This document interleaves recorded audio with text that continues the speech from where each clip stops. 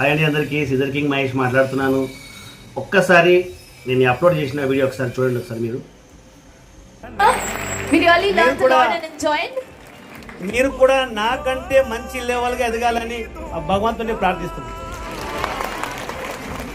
Talent ఎవరి property కాదు, లాక్కోవడానికి talent ఎవరి ప్రాపర్టీ కాదు.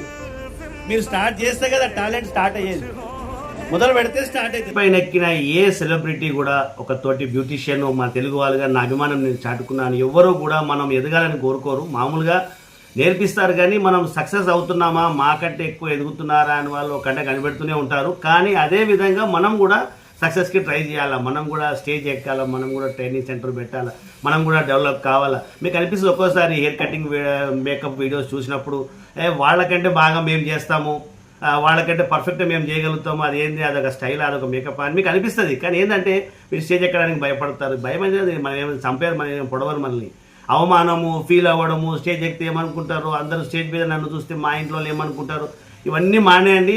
అవమానాలు పడాల్సిందే. 100 అవమానాలు పడ్డా సరే, 100 సార్లు అవమానాలు పడ్డ తర్వాత నెక్స్ట్ ఏమవుతుందో తెలుసా మీకు?